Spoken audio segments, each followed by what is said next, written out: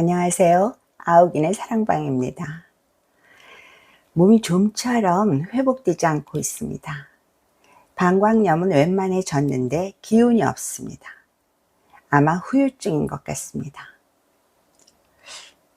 특별한 이유도 없는데 도대체 왜 그렇게 아팠을까 돌아보니 한 가지 짚이는 게 있습니다. 6월이었던 겁니다. 지난해 시동생이 갑자기 세상을 떠난 지 어느새 1년이 된 거죠. 동생을 먼저 보낸 뒤 못내 미안해하며 가슴 아파하던 남편이 일주기를 앞두고 추모문집을 만들자고 했습니다. 그러자고 했죠. 추모문집이라는 게 사회적으로 유명하거나 한 자리 했던 사람한테만 필요한 건 아닐 테니까요. 누구든 가족과 가까운 이들이 고인을 떠올리며 쓴 글들을 모아 펴내면 되는 거죠. 문집을 만드는 일은 제가 맡았습니다. 각자 진심을 담아 쓴 글이지만 책자로 만들려면 문장도 조금 다듬고 편집도 해야 하니까요. 일주기에 맞추려니 시간이 촉박했습니다. 맞춤법도 살피고 글꼴을 고르고 제목도 달고 틀을 갖추고 사진 설명을 붙이고. 편집은 은근히 시간과 집중을 요하는 작업입니다. 결국 몸을 혹사했던 것 같습니다. 앉아있는 시간이 너무 길었던 거죠. 척추협착증이든 방광염이든 오래 앉아있는 게 제일 나쁘다는데 말입니다. 그러나 실은 몸보다 마음이 훨씬 힘들었던 모양입니다.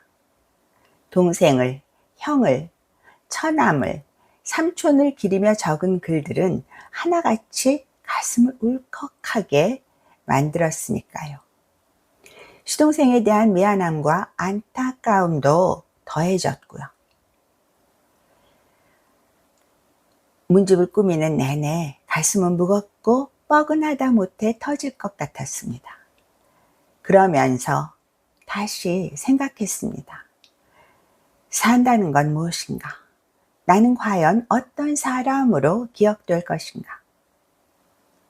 오늘은 그래서 추모문집 나는 어떤 사람으로 기억될까? 라는 주제로 말씀드리겠습니다. 구독과 좋아요, 알림 설정으로 응원해 주시면 좋겠습니다. 시동생은 4남 2녀의 5째이자 셋째 아들이었습니다. 평생 독신이었는데 왜 결혼하지 않았는지는 아무도 모릅니다. 독신주의자였는지, 몸이 약해서였는지, 그저 혼기를 놓쳐서였는지. 아무튼 그는 반듯하고 성실했습니다.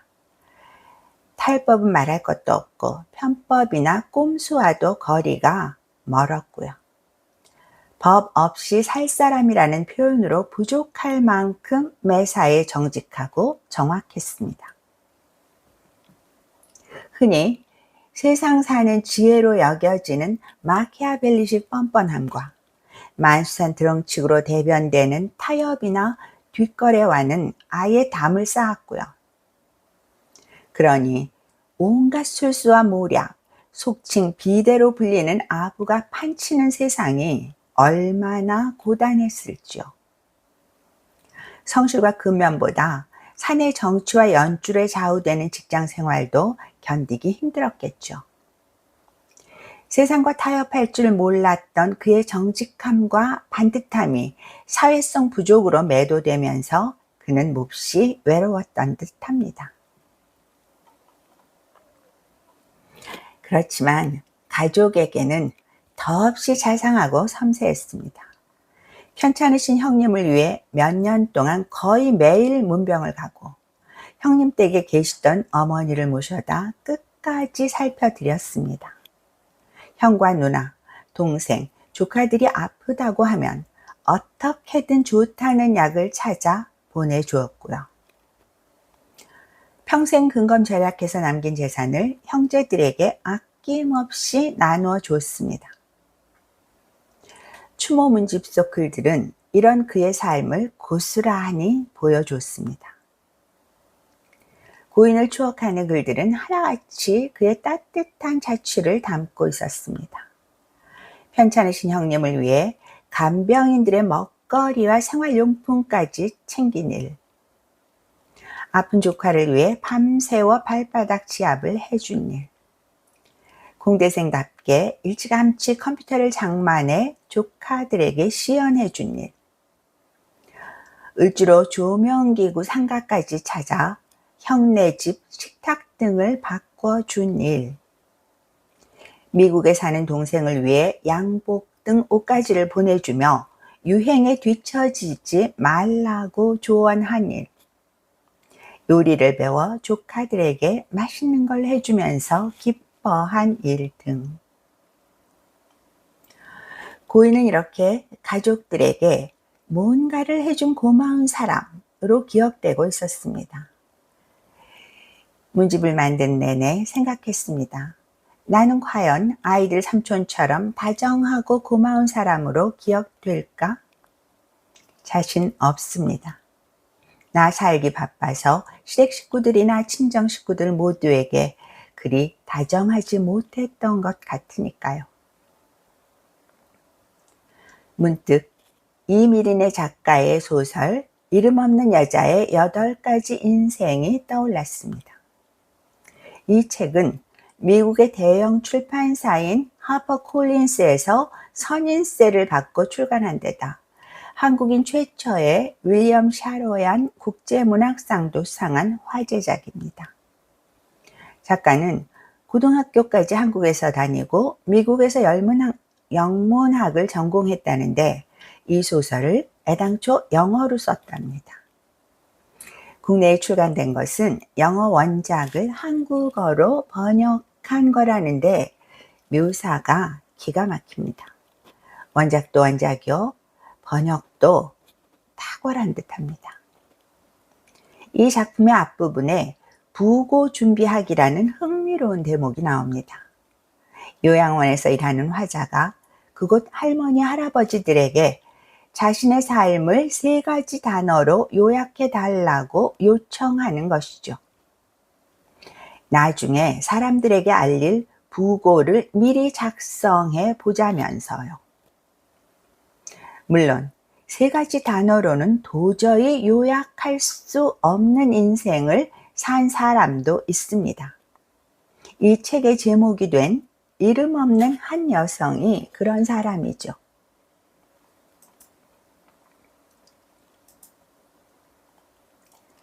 누구라도 한 사람의 일생을 3단어로 압축하기는 쉽지 않겠죠. 그래도 저는 소설을 읽으면서 내 삶을 표현하는 단어 3가지는 뭘까 생각했었습니다. 수동생의 추모 문집을 만들면서 다시 나는 어떤 사람으로 남을까 궁금해졌고요. 아이들 삼촌은 정직함, 세심함, 다정함의 표상으로 남았습니다. 세상 사람들은 삼촌을 어떻게 기억할지 모르겠습니다. 더러는 융통성 없고 예민한 사람이었다고 할 수도 있겠죠. 하지만 중요한 건 잘 알지도 못하는 남들의 평판이 아니라 가까이에 있던 가족과 친족의 기억이 아닐는지요.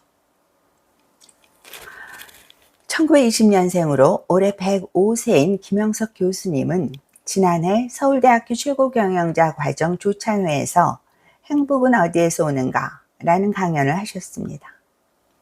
100세를 훌쩍 넘긴 노 철학자의 결론은 간단 명료했습니다. 행복은 보람에서 온다. 행복은 자신의 성공이나 영달이 아니라 다른 누군가를 위해 헌신하는 데서 생겨난다는 겁니다. 아이들 삼촌의 추모 문집을 만드는 일은 힘들었습니다. 그러나 문집을 끝낸 뒤 마음은 한결 홀가분해졌습니다. 안타깝기만 했던 삼촌의 삶이 누구보다 깔끔하고 훌륭했다는 것을 깨우친 데다 남은 인생이 남아 삼촌처럼 다정하고 정리정돈도 잘하면서 살아보자고 다짐하게 됐으니까요.